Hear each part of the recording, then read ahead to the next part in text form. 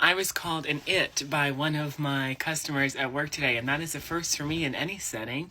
And then they proceeded to cuss me out in front of guests and one of the managers and customer service reps of the restaurant that I work at before they were ultimately sat and allowed to have brunch. Now, granted, they were sat in a previously closed section by themselves in the corner, but let me tell you about it. So buckle in and watch my previous 2 TikToks for context, because there is a happy end to this story. Karma is a fucking bitch. Anyway, if you don't know, my name is Charm, and I'm working as a host at a fine dining restaurant here in SoCal. And today I was working. Great shift thus far. People were coming in for brunch. It's a great Sunday fun day vibes, etc., etc. And this gentleman walks in, and he has a baby in a stroller and then a small child, a young boy about probably 8 or 9 years old. And he's a walk, and I tell him, waits looking at around 25 to 30 minutes. He says, okay. He sits down. About 5-10 minutes later, 2 reservations checked in. They were both 12 tops. Both had already been pre-assigned tables. We knew they were coming in. I led one to their table. Awesome. It was a birthday, I think like a 65th birthday. Great. The next group had a stroller with a baby that we needed to accommodate for, so it ended up being a table for 13. Told management they got it set up. I go and get them sat, and while they are adjusting and things, I look, and across the restaurant I see this gentleman beating his chest and going like this at me.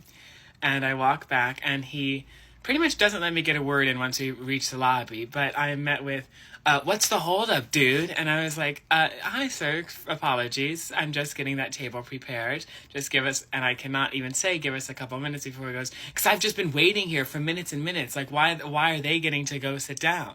And I was like, they had reservations, sir. Just forgive me. My manager is getting that set up, as I know you wanted to bring the stroll. And I can't, again, finish in telling him that he wanted to bring the stroller back. And so, with the layout of our restaurant, we had a table prepared. It just was getting set up, and I was preparing to take him over after the 12 top had settled. But I'm not able to finish any of these statements, because then he proceeds to go, get me a manager. And so I go, okay, I will go and get me a manager. All right, sir, I will stop talking. Get me a manager if you're not going to take me to a table. And right as he says that, a group of 3 comes in, and they catch the tail end, and I just go, welcome in, you 2. Just give me one moment. And then I say to the whole lobby, I say, thank you all for your patience. He glares me down. I turn around. Can't find a manager. Go to a customer service rep and a waiter. The waiter says he's going to go find a manager. I then am informed that one of the 12 tops needs my assistance. I go and deal with them, kind of getting them readjusted.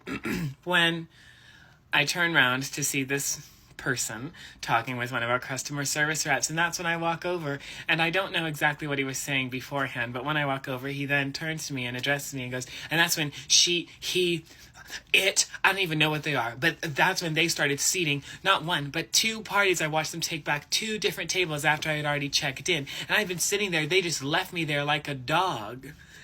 And I go, yes, those 2 parties, as I said, sir, had reservations. And he goes, well, yeah, reservations. I know about reservations. I come here all the time.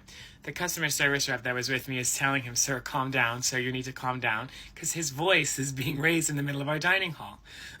We all then begin to walk back towards the lobby, when this guy turns to me and he goes, I could have made a reservation online in the time that I was waiting. And I just looked at him and said, that is correct. That didn't please him. Then my manager comes over as he turns to this customer service rep, and again continues to say that he was just treated like a dog, and he can't believe the customer service because he's been here before and it was never this bad and everyone knows him. He then turns to the manager and goes, and you see, I want to talk to you because I come here all the time. Manager turns to me, what's going on? And I say, as we're walking into the lobby, there's now another guest of party of 3 walking and kind of observing us. I say to my manager, the table for 3 that we were setting up where we needed access to a stroller, while I was getting the 12 top settled, this gentleman seems to have grown a bit impatient. The man then lunged towards me, took a major step, got in my face, and was like, I'm not impatient. Don't you dare put words in my mouth. And I never thought I would say this in real life, but I just meant, well, we are feeling some awfully big emotions. He goes, get out of my way. I don't want to see you. Well, okay, it's also my lobby. So I just go, if you'll excuse me, and I go past him, and I check in the party of 3 that was waiting.